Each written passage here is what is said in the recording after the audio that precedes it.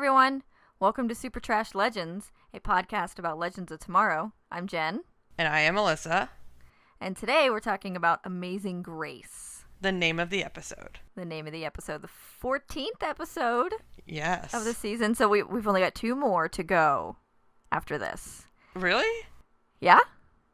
There are only 16 episodes. And I think this is the longest Legends season. How long was season 1? I think it was only 13 episodes. Oh. Season 2, I think, was only 13 as well. Yeah. But I think that the shorter seasons are what makes Legends kind of a tighter narrative as compared to like Supergirl, where we definitely have filler episodes, or Arrow, where 85% of the episodes are filler. Yeah. I mean, this is coming back. I did see that. Does that mean I have to catch up? I don't know if you'd want to get caught up on Arrow. You know what? I'm going to see. We had Nick on the podcast last week. I'm going to see if I can bring her back for a special edition Supertrash Arrow episode. Can I be the moderator?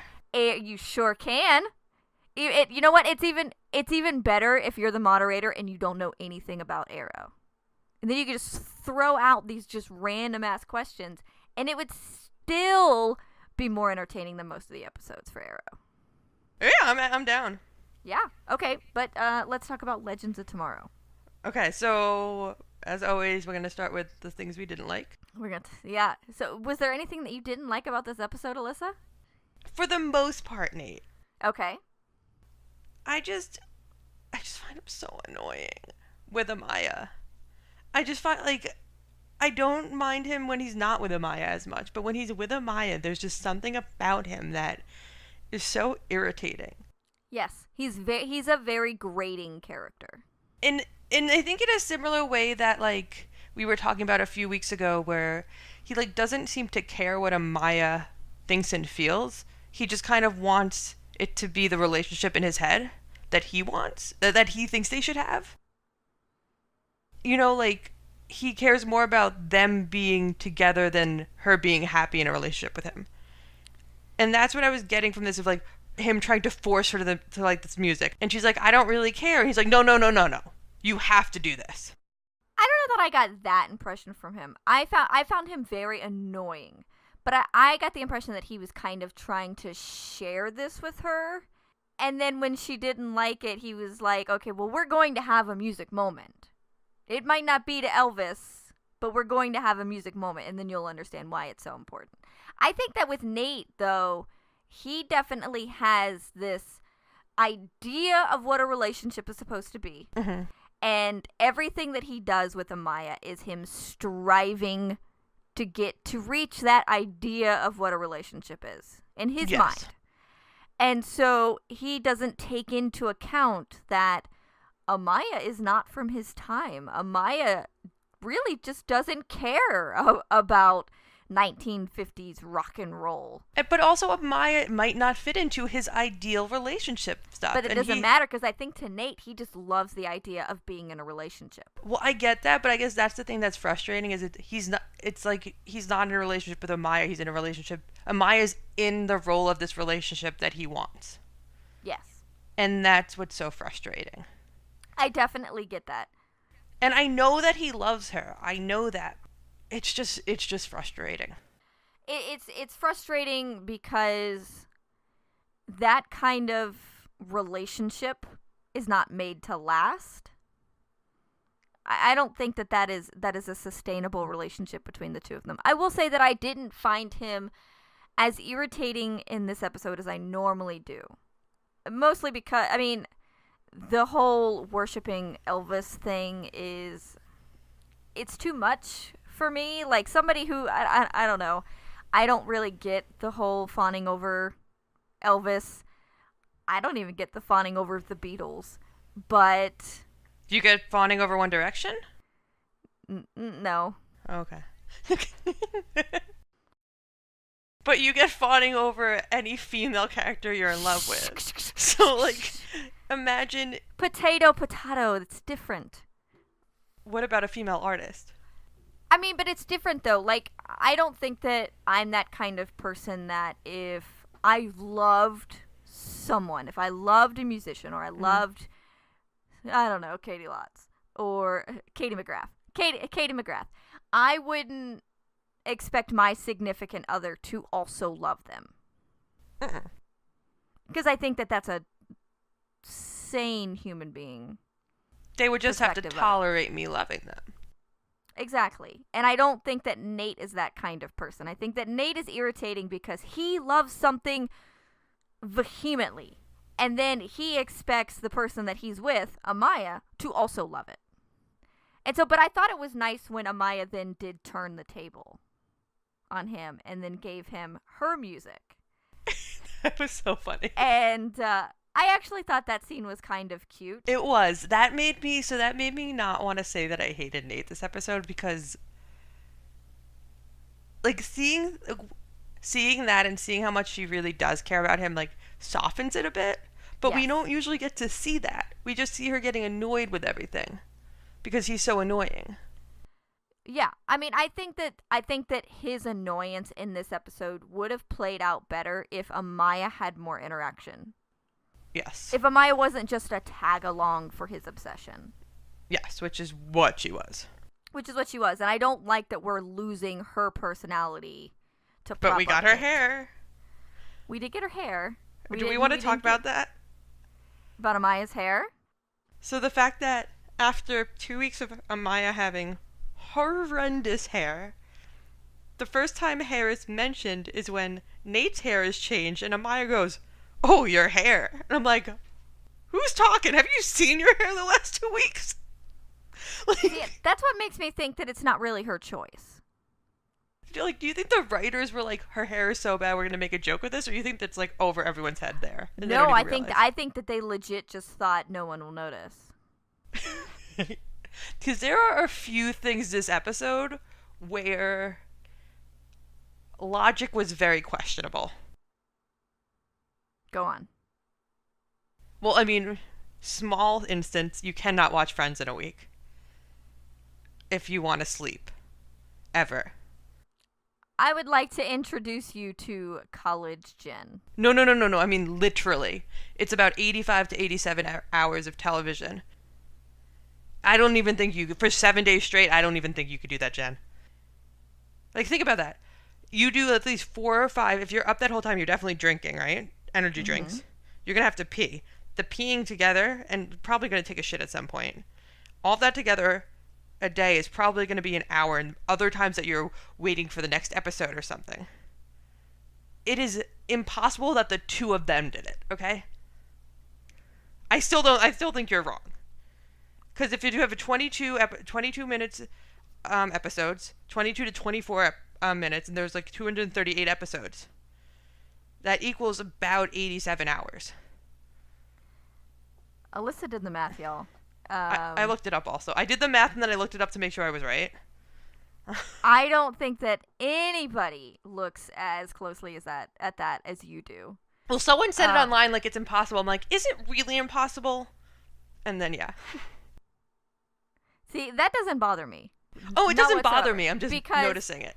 I think that that's one of those things that, like, when you're talking to people and you say, oh man, I just binge watched all of Game of Thrones in a weekend or something. You know, you're being a little facetious with it just to make a point that you've spent all weekend, or in this case, a week, in your mind, roundabout watching a TV show. Yeah, I'm just easing you in, all right? Oh God, it gets worse from here? Can we also talk about the fact that there's one bathroom in the Waverider? That sucks. I don't think that's possible. There's like, at any given time, there's like 7 to 25 people in that place. You're telling me that for the last 3 years, they have shared one... You're telling me there's a bathroom in each person's quarters? Yeah, I have no idea. That floored me a little bit. Mostly because dudes are disgusting. Mick would be in the bathroom for 3 hours at least. And it would be deathly to go to the bathroom in thereafter. And they say it like there's like one stall and one shower.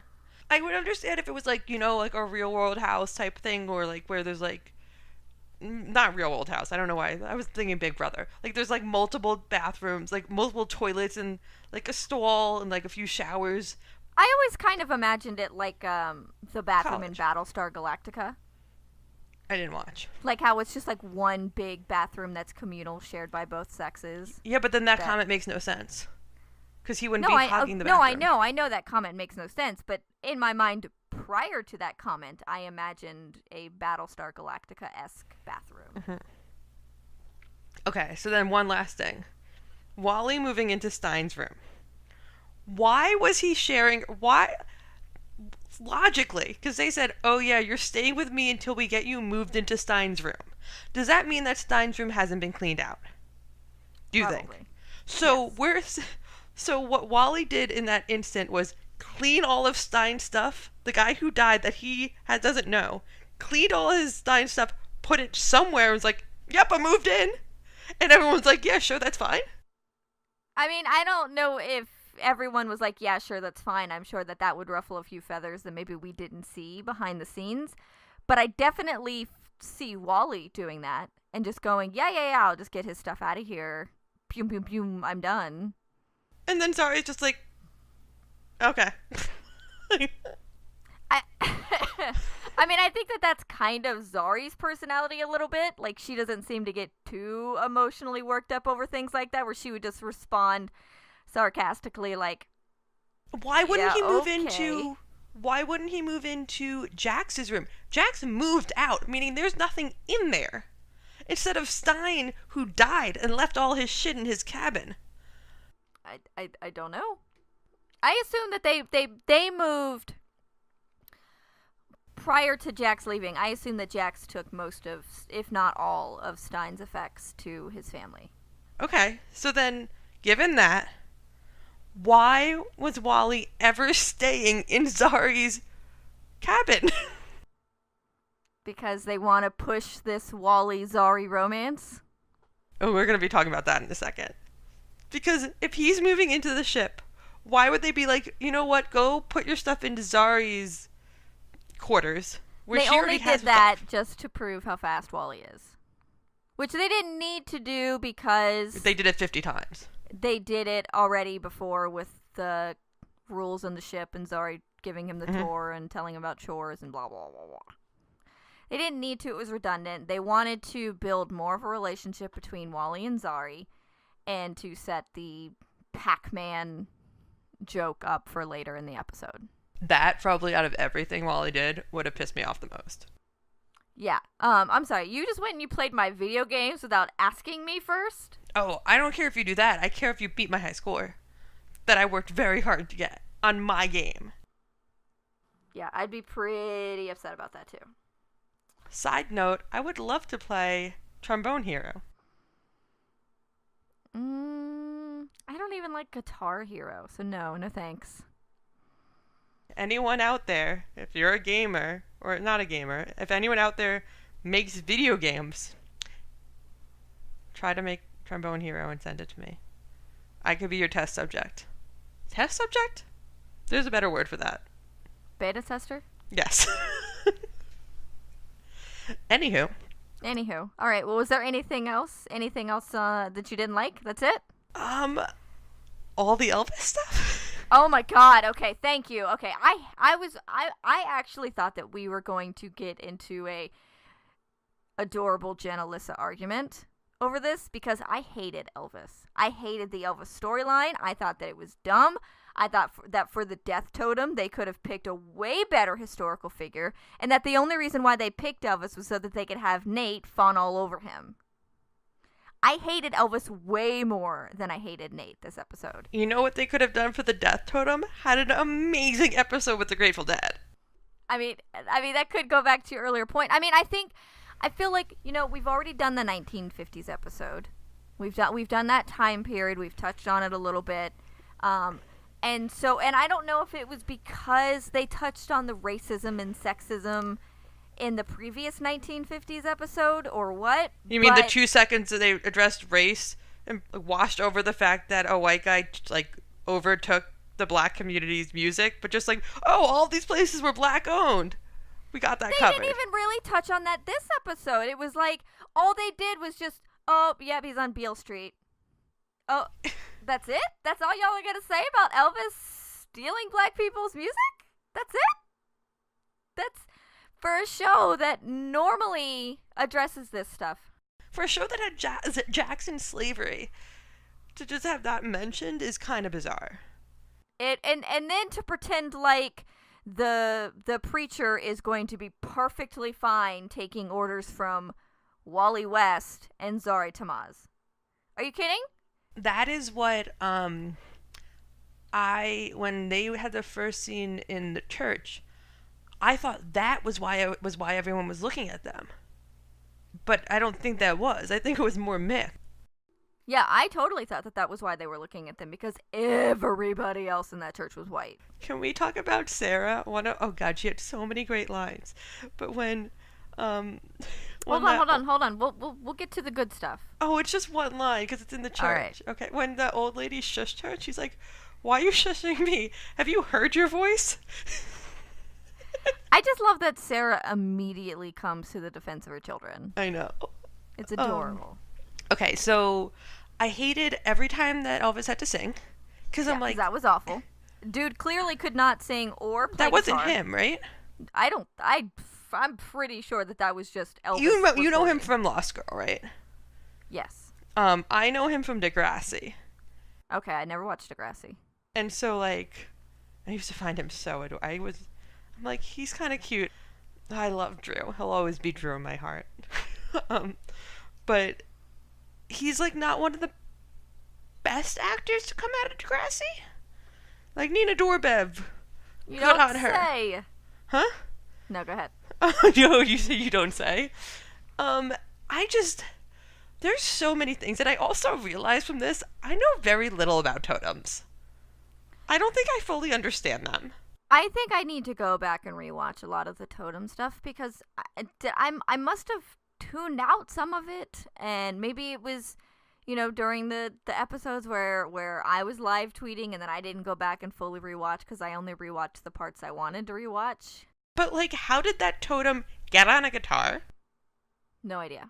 How, when he played it after everyone got dead-upped, all those ghosts came out, how did him randomly playing Amazing Grace get them back down? Because, as he said, all they wanted was to be acknowledged. Okay. Yeah, I know. It's a dumb storyline. And I think that for something as good and exciting as the death totem, they could have done a better story. I'm not sure why Elvis was the focus. Because of a twin brother that died in the womb that he never knew. You know what would have been better if he killed him in the womb. That's like how it should have happened. He ate him. That would have made the story so much better. No, how dare you talk about tainting the good word of Elvis? He's a good person. We're not gonna have him be a cannibal or a murderer. He's the white dude who created rock and roll. Chuck Berry, who's he? So, but also that totem looked so hideous on that guitar. And it just peeled off like it was just being held on by double-sided tape. Only after, because remember they tried to take it off. They did, that's right. So that's the only time we've seen a totem on something else, right? Because all the time totems are just on a necklace, I thought. Yeah, they've always been on a person.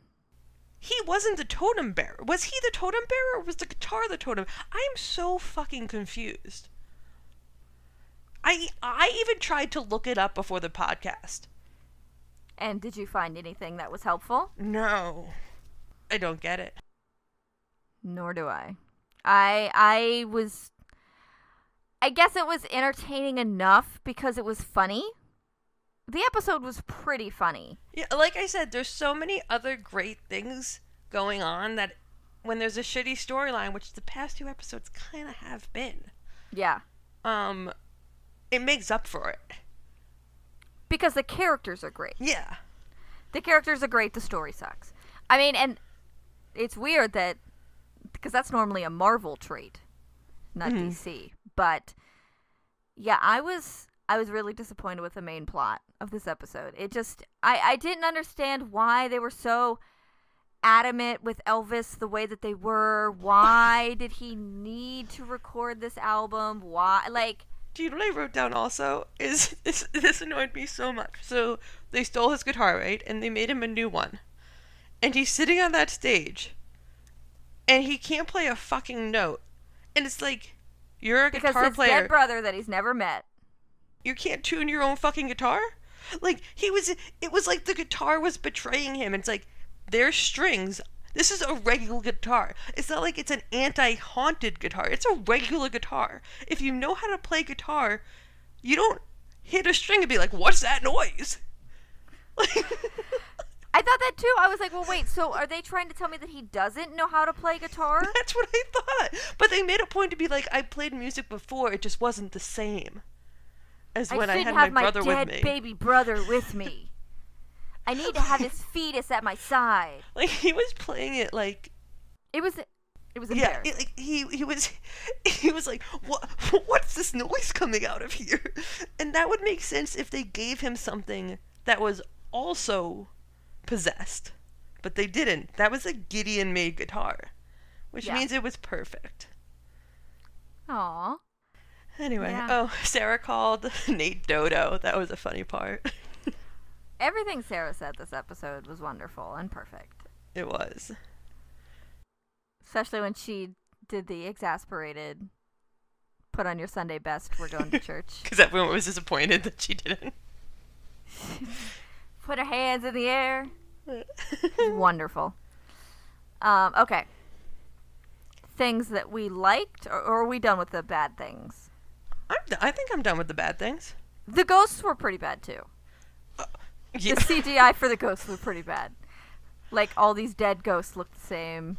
And I think it was, I think her Twitter name is Bally Galley, and she pointed out, and I was dying when I read this, when she's like, when Nate asked her to dance, Amaya to dance, she's like, who the fuck dances to Amazing Grace? Nobody! I thought that too. That was so uncomfortable. I was like, Amaya, what are you doing? You know that you were not supposed to be dancing during the song. Oh my goodness. Nate! He's just trying so hard. He's irritating, but I don't hate him. And it's so funny because they tried to make Wally so irritating, and I was still less irritated by him than Nate. That's true. That is so true. Alright. Next order of business. Alright, you pick the next one. The good things. Everything else. Everything else was good. Yeah. What? Is it basically, yeah. Yeah, I mean, I adore Zari. She's so wonderful and sarcastic, and she hates everybody. And she was super offended that they thought that she was getting excited to Elvis swaying his hips. I mean, they didn't. I think they were just teasing her. I know that they were teasing her, but she was still legit angry about it, and that just made me love her more. Everything about Zari, like, when she's like, yeah, I pretend I don't understand the chores, until Ray gets annoyed and just does them for me. No, not Ray gets annoyed, until Ray just does them for me, because Ray doesn't get annoyed. Yeah, I love her. I love her so much. So do we want to talk about that? Oh, about what? Do we think that they are trying to do a love triangle for when Jesse comes, between Zari, Wally, and Jesse? God, I hope not. I really, really hope not. So here's the thing is it just that Zari has such good chemistry with everyone that we think that they're doing this? Because we thought that they were going to do this with Ray. And I still think it makes more sense to do it with Ray than with Wally. One, because I never actually know how old Wally is. Well, okay, so when he started The Flash, he was going to his first year of college. So I imagine... Oh, but has he drank at a bar? He drank beers with Joe in the house. But wasn't there like some kind of... Was he at the bachelor party? There was an episode... Well, yeah, was he at the He was at the bachelor party. And I don't remember if he drank or not. But I well, it doesn't matter because it doesn't do anything to him. Right. But you think legally. That's true. They're not going to make him a fake ID. I don't know. You think Cisco wouldn't make him a fake ID? Especially because he doesn't actually get drunk? I just think that seems beyond them. Yeah, because they don't actually do anything. They have no social life. So, like, why would they go to a bar? They're not going to go to a bar. So, I don't know. I assumed he was like... I guess I just always thought he was like 20, maybe 21. And I assume that Zari is much older than that. Do you know what I hope they do? I hope maybe Zari takes Wally in kind of as a surrogate younger brother. The one that she lost. Yes. That's what I was hoping for. It was just questionable. Like, I couldn't read it. But I think it's because Zari has such good chemistry with everyone. Yeah. I mean, I know we here at Supertrash love to be shipper trash. Not shipping that one. I'm not shipping that one. I kind of just want Zari to be single a little bit. I would be fine with her sleeping with Ray.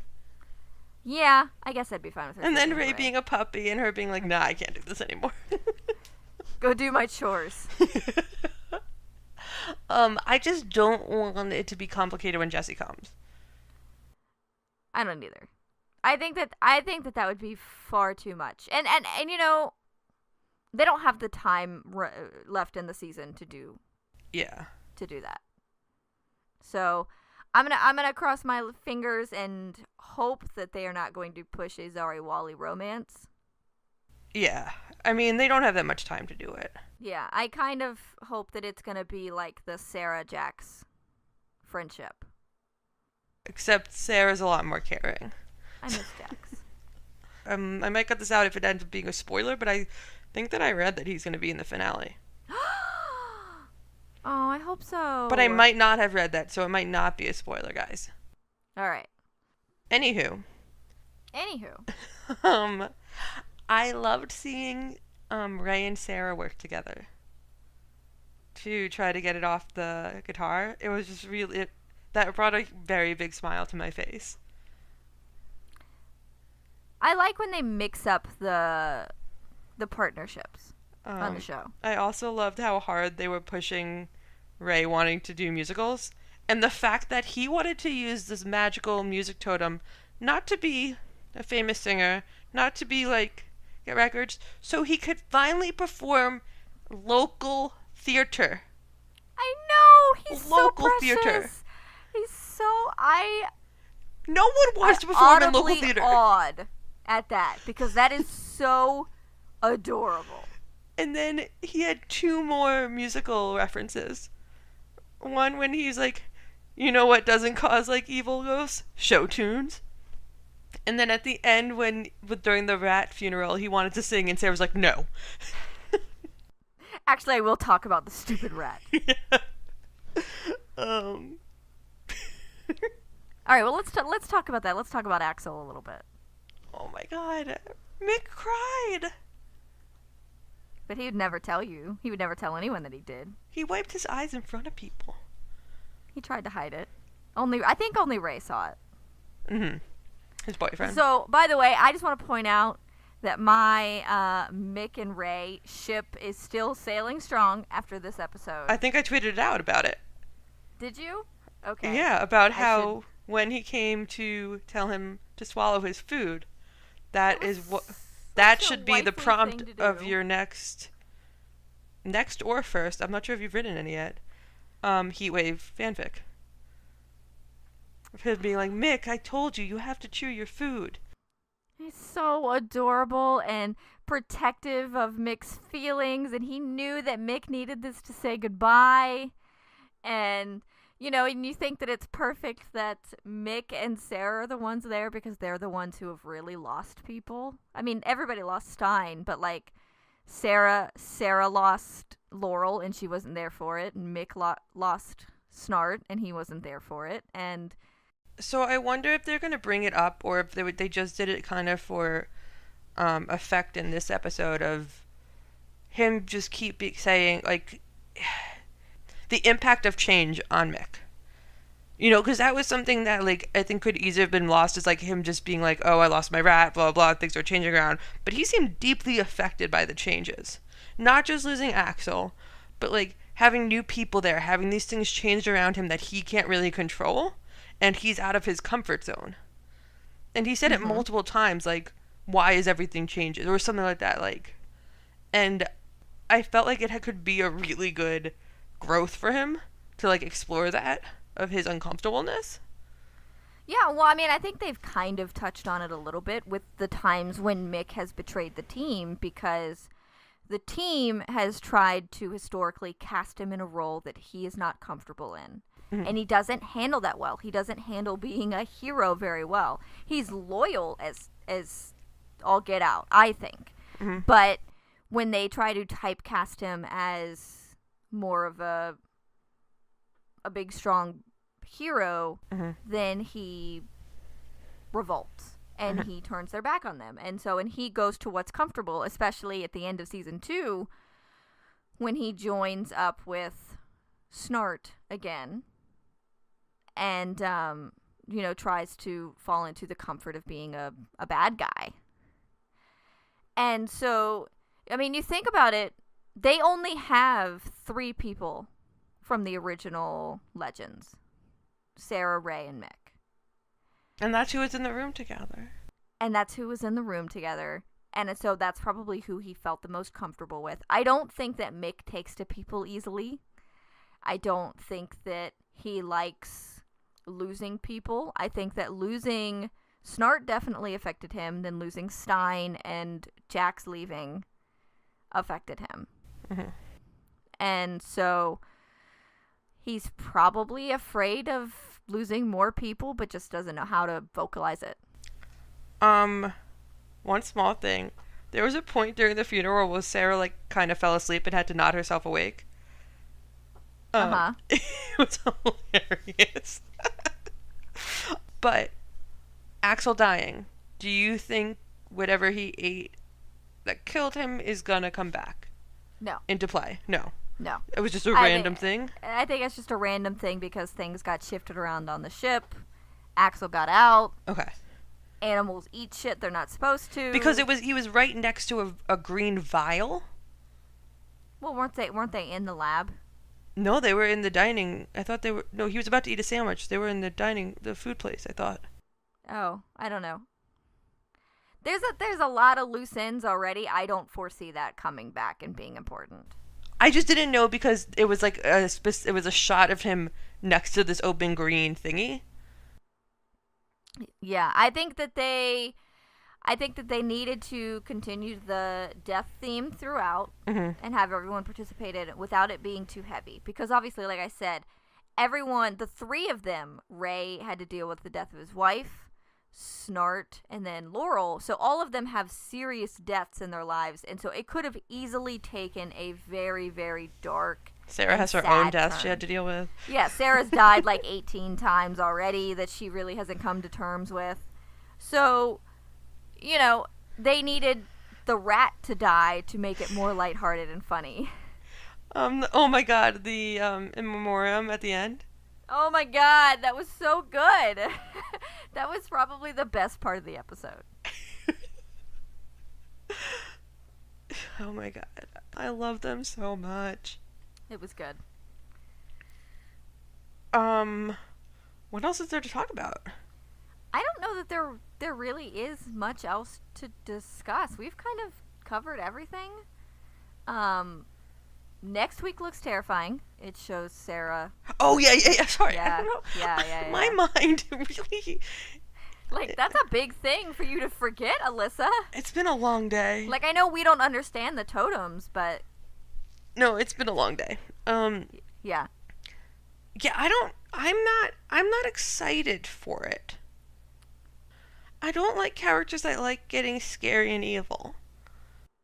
I don't mind it as long as she turns back.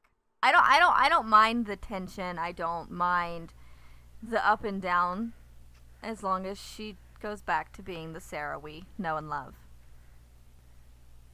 Yeah. Wait, okay. I need to go back to the Elvis thing. What is How did the totem get there? Like, why? How did...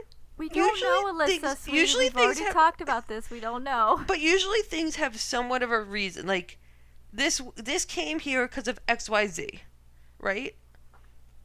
Like, how... Didn't they ask that, and then somebody just said dark?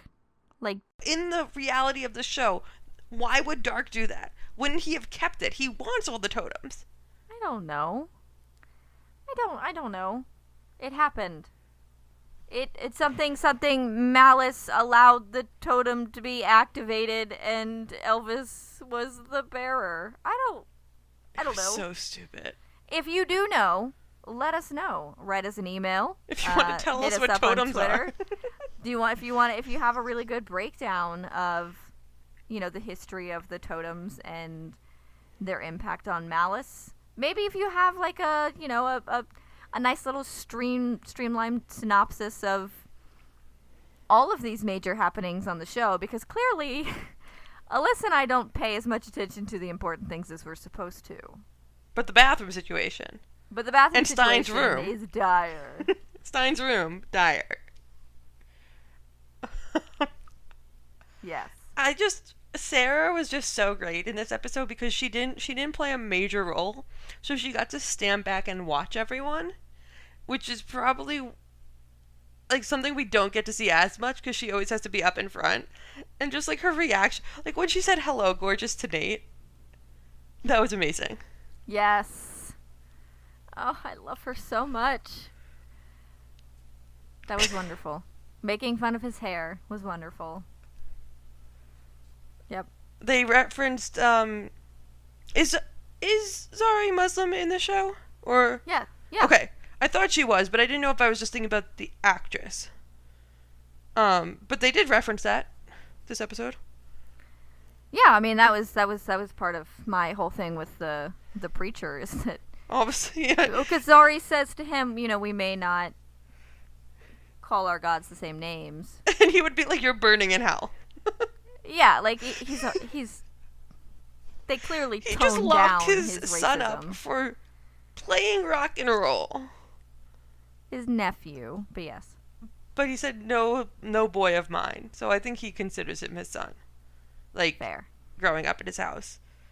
But by the end, I loved Wally so much. I love Zari. I love Wally and Zari, and I want them to be brother-sister relationship. The same way I wanted Monel and Kara to be brother-sister, except different, because I hate Monel a lot more than I hate Wally, because I do not hate Wally. Was that a good explanation? Yes. Okay. Concise-ish. The last thing I wanted to bring up is the amount of Warehouse 13 feels I got during this episode. Do not tell me you didn't watch Warehouse. I didn't my not God. watch Wait, Warehouse 13. I didn't not. That means you didn't. Right now I'm counting out the negatives in my fingers to make sure that I got it right. What? That's surprising. I'm surprised. I watched the episode with Jewel State. Does that count? Jill State? Jewel State from Firefly. Oh. Kaylee from Firefly. Does that count? No. I mean, I guess No, it does count somewhat, but like how I've only watched the Supernatural episodes with Felicia Day. You need to go to YouTube and just watch. Oh, this show's so good. You need to watch the H.G. Wells and why can't I think of her name? Bearing. Okay, so you just should go on and see the H.G. and Bearing clips if you need to. But then rewatch. It's really campy. It's not the best show. I love campy. Me and my friend Kaylin, we went to go rewatch them for the first season. We're like, this is a lot not as good as we remember it to be. I'm sure you thought the same thing when you tried to watch Xena, so... Except I didn't remember anything of it because I never saw it. Oh. Cutting me deep. Alright. Okay. So we haven't forgotten the name change. We are still thinking about it. We might just sit and think about it for like a few years. So by the time that I watch Warehouse 13, we will have come to a decision regarding the name. Our thing is that we just don't know if anything we pick will change the effect of what our name is now, if that makes sense. Jen, can you say that better than what I said? No, you said it fine. Okay. It doesn't impact any of our content, and we don't think that at the end of the day it will change how people find us or, how it affects our viewers or listeners. Maybe if our logo was a trash can with Supergirl logo in it on fire, it might be worse. So we could be worse. Yeah, we are the Supertrash, not the shows. It's a picture of us burning it. Yeah, put us in. Okay, you know what? I'll do that. I'll take pictures of us and I will put us in the trash drawings can. Drawings of us in a trash can that says Legends and Supergirl, and we're on fire. And probably Arrow and the Flash. We don't need to be on fire. I don't know why I keep saying on fire. You don't burn all your trash? It's super good for the environment. I was about to say that. Yeah. All right. Anywho, okay, well. Yeah, if you guys, if you want to find me on Twitter, I am at Jen Stayrook. I am at TV with APB, and we are at Supertrashcast. And if you want to send us an email, you can email us at supertrashcast@gmail.com. And if you like us, you could put a little review star stuff on wherever you listen to us. Yeah. Just so you know, we handle criticism very well.